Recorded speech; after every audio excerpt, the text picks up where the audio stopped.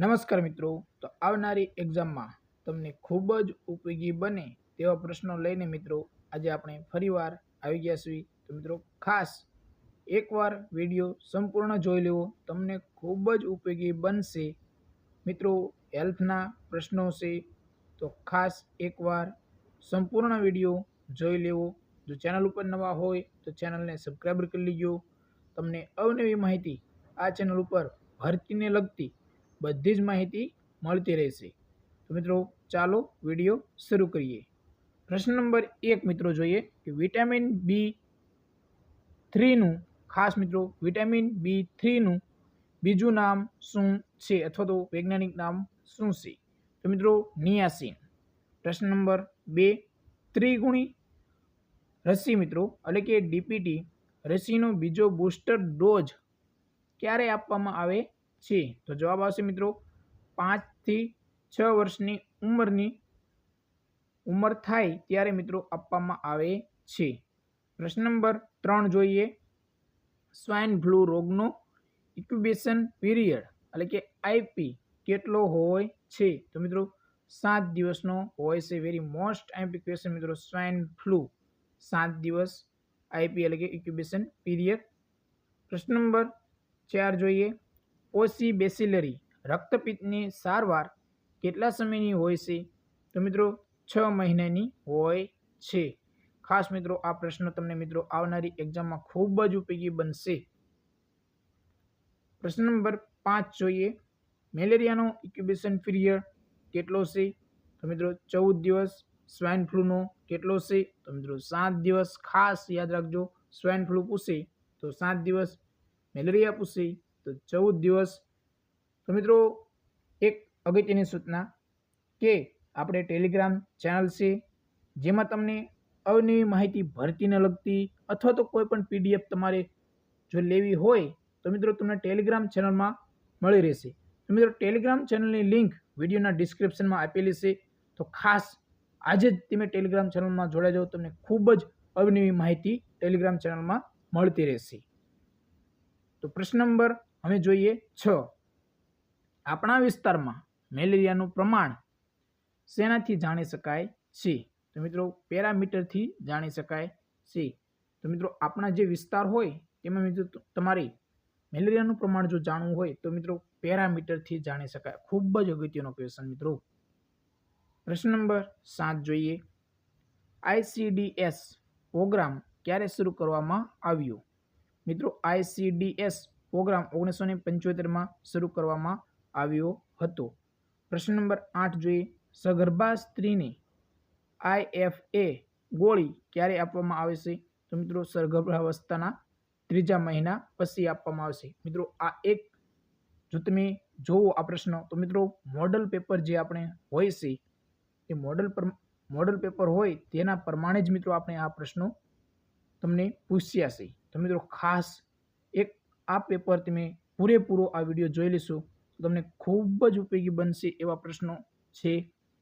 અને આમાંથી તમને 2-3 પ્રશ્નો મિત્રો પૂછાઈ શકે, કારણ કે આપણે ખૂબ જ અગત્યના ક્વેશ્ચન હોય, ઘણા ખરા વિદ્યાર્થી મિત્રોને કન્ફ્યુઝ થતો હોય તેવા જ મિત્રો આપણે પ્રશ્નો લીધા છે.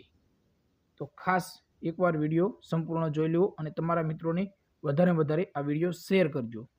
પ્રશ્ન નંબર 9 જોઈએ કે 1 ગ્રામ કાર્બોહાઈડ્રેટ મિત્રો દરેક પરીક્ષામાં કાર્બોહાઈડ્રેટ, પ્રોટીન, ચરબીને લગતો એક પ્રશ્ન હોય છે.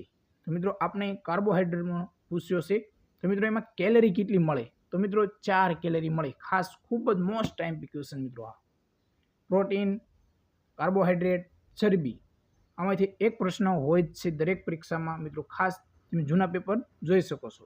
પ્રશ્ન નંબર 10 જોઈએ ગળફામાં લોહી પડવું.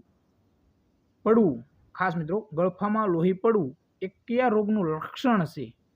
તો મિત્રો TB. ખાસ ગળફામાંથી લોહી પડવું એવું કયા રોગમાં એનું લક્ષણ જણાવે છે? તો મિત્રો TB રોગમાં. પ્રશ્ન નંબર 11 જોઈએ રોટા વાયરસની રસી એ કેવી રસી છે? તો મિત્રો લાઈવ રસી છે. ખાસ રોટા વાયરસની રસી રહી એ લાઈવ રસી છે. પ્રશ્ન નંબર 12 જોઈએ સગર્ભાવસ્થાના છેલ્લા 3 માસ દરમિયાન સગર્ભાને કઈ ગોળી લેવી જોઈએ? મિત્રો ખાસ સગર્ભાવસ્થાના છેલ્લા 3 માસ પહેલા તમને પૂછવામાં નથી આવ્યું, છેલ્લા પૂછવામાં આવ્યું છે. તો મિત્રો ખાસ કેલ્શિયમની ગોળી લેવી જોઈએ. પ્રશ્ન નંબર 13 જોઈએ. સગર્ભાવસ્થાની શરૂઆતમાં 3 મહિના દરમિયાન સગર્ભાને કઈ ગોળી આપવી જોઈએ? મિત્રો અહીં તમને શું પૂછવામાં આવ્યું છે? 3 મહિના, પરંતુ ક્યારે? સગર્ભાવસ્થાની શરૂઆતના 3 મહિના. આપણે આગળ જોયું તે સગર્ભાવસ્થાના છેલ્લા 3 મહિના. તો મિત્રો જો તમને લાસ્ટ પૂછવામાં આવે તો કેલ્શિયમની ગોળી લેવી પડે. શરૂઆતમાં કઈ ગોળી લેવી જોઈએ? તો મિત્રો ફોલિક એસિડની ગોળી લેવી જોઈએ. ખાસ આ કન્ફ્યુઝન પ્રશ્ન કરે ઘણા ખરા વિદ્યાર્થી મિત્રોને યાદ હોય, પરંતુ ફોલિક એસિડ કરવું કે કેલ્શિયમ કરવું એ કન્ફ્યુઝન થાય. તો મિત્રો ખાસ શરૂઆતમાં પૂછવામાં આવે તો ફોલિક એસિડ. પ્રશ્ન નંબર 14 જોઈએ. રાષ્ટ્રીય પાણી પુરવઠો અને સફાઈ કાર્યક્રમ પ્રોગ્રામ ક્યારે દાખલ કરવામાં આવ્યો? તો જવાબ આવશે મિત્રો 1900 એટલે કે ઈસવીસન 1954માં દાખલ કરવામાં આવ્યો હતો રાષ્ટ્રીય પાણી પુરવઠો અને સફાઈ કાર્યક્રમ, જે 1954માં શરૂઆત થઈ હતી. પ્રશ્ન નંબર 15 જોઈએ. કયા કાર્યક્રમને સૌપ્રથમ રાષ્ટ્રીય કાર્યક્રમનું બિરુદ મળ્યું? મિત્રો પરિવાર કલ્યાણ કાર્યક્રમ 1952માં. આ વેરી મોસ્ટ એમ્પી ક્વેશ્ચન મિત્રો. પ્રશ્ન નંબર 16. વિસ્તારિત રસીકરણ કાર્યક્રમ EPI ક્યારે શરૂ કર્યો? મિત્રો ખાસ 1978માં ભારતમાં, ખાસ 1978માં વિસ્તારિત રસીકરણ કાર્યક્રમ. પ્રશ્ન નંબર 17 જોઈએ. સાર્વત્રિક રસી કાર્યક્રમ UIP ભારતમાં ક્યારે શરૂ થયો? તો જવાબ આવશે 1985માં. પ્રશ્ન નંબર 18 જોઈએ. પ્રોટીનનો બંધારણીય ઘટક કયો છે? મિત્રો એમિનો એસિડ. પ્રોટીનનો બંધારણીય એકમ એમિનો એસિડ છે. પ્રશ્ન નંબર 19 જોઈએ. AIMS નું પૂરું નામ શું છે? મિત્રો all India institute of medical science. ખાસ મિત્રો યાદ રાખજો, AIMS નું પૂરું નામ all India institute of medical science. પ્રશ્ન નંબર 20 જોઈએ. IDD નું પૂરું નામ? તો મિત્રો આયોડિન ડિફિશિયન્સી ડિસઓર્ડર. ખાસ મિત્રો યાદ રાખજો, આયોડિન ડિફિશિયન્સી ડિસઓર્ડર પૂછાઈ શકે આ પણ પ્રશ્ન.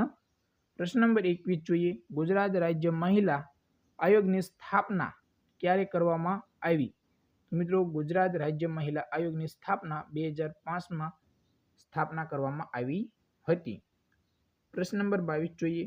રાષ્ટ્રીય કુષ્ઠરોગ નિવારણ કાર્યક્રમની ક્યારથી ચલાવવામાં આવે છે? મિત્રો રાષ્ટ્રીય કુષ્ઠરોગ નિવારણ કાર્યક્રમ ક્યારથી ચલાવવામાં આવે છે? તો જવાબ આવશે મિત્રો 1955થી ચલાવવામાં આવે છે. પ્રશ્ન નંબર 23 જોઈએ. વિશ્વ રસીકરણ દિવસ ક્યારે ઉજવવામાં આવે છે? તો મિત્રો વિશ્વ રસીકરણ દિવસ 10 નવેમ્બરના રોજ ઉજવવામાં આવે છે. ખાસ મિત્રો યાદ રાખજો, વિશ્વ રસીકરણ દિવસ, ખાસ વિશ્વ રસીકરણ દિવસ 10 નવેમ્બર. Very most આઈમ્પી question.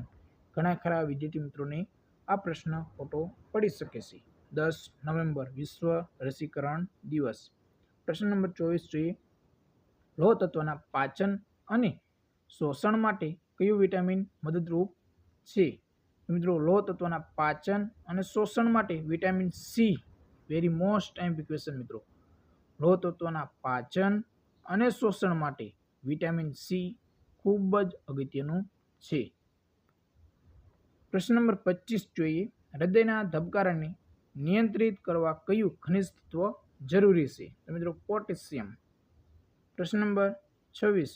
નખ શેના બનેલા હોય છે? તો મિત્રો કેરોટીનના બનેલા હોય છે.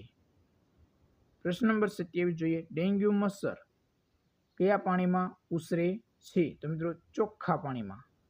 પ્રશ્ન નંબર 28, કૃમિનાશક માટે કઈ દવા આપવામાં આવે છે? મિત્રો વેરી મોસ્ટ ક્વેશ્ચન. મિત્રો આલ્બેન્ડાઝોલ આપવામાં આવે છે કૃમિનાશક માટે. પ્રશ્ન નંબર 29 જોઈએ, સંદેશા વ્યવહારની પદ્ધતિઓ કેટલી છે? મિત્રો ખાસ સંદેશા વ્યવહારની પદ્ધતિઓ 3 છે. પ્રશ્ન નંબર 30 જોઈએ, સમુદાયના કેટલા પ્રકાર છે? તો મિત્રો 3. સમુદાયના કેટલા પ્રકાર? 3. સંદેશા વ્યવહારની પદ્ધતિઓ કેટલી? 3. સમુદાયના પ્રકાર કેટલા? 3. ખાસ મિત્રો યાદ રાખજો, આ તમને વારંવાર પ્રશ્ન જે બોલવામાં આવે છે તો તમને મિત્રો અત્યારે જ યાદ રહી જાય એના માટે મિત્રો ખાસ. પ્રશ્ન નંબર 31 જોઈએ, ટીબીના નિદાન માટે કેટલા ગળફાઈની તપાસ થાય છે? તો મિત્રો 2 ગળફાઈની તપાસ થાય છે. પ્રશ્ન નંબર 32 જોઈએ, પીવાયવેક્સમાં કેટલા દિવસની સારવાર આપવામાં આવે છે? મિત્રો 14 દિવસ સારવાર આપવામાં આવે છે. ખાસ યાદ રાખજો. પ્રશ્ન નંબર 33 જોઈએ, મા યોજના ક્યારથી શરૂ થઈ? તો મિત્રો ખાસ અગત્યનો ક્વેશ્ચન છે મિત્રો. મા યોજના 4 સપ્ટેમ્બર 2012 થી શરૂઆત થઈ છે. એટલે કે 4 સપ્ટેમ્બર 2012 થી મા યોજનાની શરૂઆત થઈ છે. પ્રશ્ન નંબર 34, કઈ રસી જીવંત રસી નથી અને કોલ્ડ સેન્સિટિવ છે? વેરી અગત્યનો ક્વેશ્ચન મિત્રો, ખૂબ જ અગત્યનો ક્વેશ્ચન. ડીપીટી કઈ રસી જીવંત નથી? તો મિત્રો ડીપીટી જીવંત રસી નથી અને કોલ્ડ સેન્સિટિવ છે. તો મિત્રો ડીપીટી ખાસ યાદ રાખજો, અગત્યનો ક્વેશ્ચન. પ્રશ્ન નંબર 35 જોઈએ, પાણીજન્ય રોગ નથી? તો મિત્રો આ પ્રશ્ન તમને એવી રીતે પૂછાય કે નીચેનામાંથી કયો રોગ પાણીજન્ય નથી? તો મિત્રો હિપેટાઇટિસ બી. ખાસ યાદ રાખજો. પ્રશ્ન નંબર 36 જોઈએ, કુટુંબ કલ્યાણની કઈ પદ્ધતિ કાયમી છે? તો એનએસવી. ખાસ કુટુંબ કલ્યાણની એનએસવી કાયમી પદ્ધતિ માનવામાં આવે છે. પ્રશ્ન નંબર 37 જોઈએ, ડબલ્યુબીસી નું પૂરું નામ? તો વ્હાઇટ બ્લડ સેલ. પ્રશ્ન નંબર 38, એન્ટી રેબીઝ વેક્સિન ક્યાં રાખવામાં આવે છે? તો મિત્રો એન્ટી રેબીઝ વેક્સિન ડોમેસ્ટિક ફ્રીઝમાં. એન્ટી રેબીઝ વેક્સિન ડોમેસ્ટિક ફ્રીઝમાં રાખવામાં આવે છે. ખાસ યાદ રાખજો, એન્ટી રેબીઝ વેક્સિન ક્યાં રાખવામાં આવે છે? ડોમેસ્ટિક ફ્રીઝમાં રાખવામાં આવે છે. પ્રશ્ન નંબર 39 જોઈએ મિત્રો, કયા રોગ માટે રાત્રે બ્લડ ટેસ્ટ થાય છે? મિત્રો તો મિત્રો રાત્રે જો બ્લડ ટેસ્ટ થતો હોય તે મિત્રો હાથીપગો રોગ છે. એટલે કે તમારો જવાબ આવે હાથીપગો. રાત્રે બ્લડ ટેસ્ટ થાય છે. પ્રશ્ન નંબર 40 જોઈએ, ડીડીટી નું પૂરું નામ? મિત્રો તમને જણાવવાનું કીધું છે ડીડીટી નું. તો મિત્રો ડાયક્લોરો ડાયફિનાઇલ ટ્રાયક્લોરો ઇથેન. ખાસ મિત્રો યાદ રાખજો, છેલ્લે તમારે ઇથેન આવશે. અહીં તમારે ઘણા ખરા ચેન્જ કરી શકે છે ઓપ્શનમાં. તો મિત્રો ડીડીટીનું પૂરું નામ ડાયક્લોરો ડાયફિનાઇલ ટ્રાયક્લોરો ઇથેન. મિત્રો આજના 40 પ્રશ્નો તમને કેવા લાગ્યા? જો પ્રશ્ન તમને ખૂબ જ મિત્રો સારા લાગ્યા હોય તો વિડીયોને વધારે તમારા મિત્રોને શેર કરજો, કારણ કે આ એક મોડલ પેપર હતું મિત્રો, તમને આવનારી એક્ઝામમાં ખૂબ જ ઉપયોગી બનશે. આપણે તમને આવા પ્રશ્નો તમને પરીક્ષામાં ઉપયોગી બને તેવા આપણે મિત્રો લાવતા રહીશું. તો મિત્રો ખાસ ચેનલ ઉપર નવા હોય તો ચેનલને સબસ્ક્રાઈબ કરી લો, તમને ખૂબ જ ઉપયોગી બનશે આ ચેનલ. અને જો મિત્રો તમારે ભરતીને લગતી અથવા તો કોઈ પણ પીડીએફ તમારે લેવી હોય તો મિત્રો આપણે ટેલિગ્રામ ચેનલ આપેલી છે, જેની લિંક વિડીયોના ડિસ્ક્રિપ્શનમાં આપેલી છે. તો આજે જ ટેલિગ્રામ ચેનલમાં પણ તમે જોડાઈ જાઓ. તો મિત્રો હવે કોઈ જો પ્રશ્ન હોય તો તમે કોમેન્ટમાં જઈને કોમેન્ટ કરી શકો છો. જય હિન્દ મિત્રો.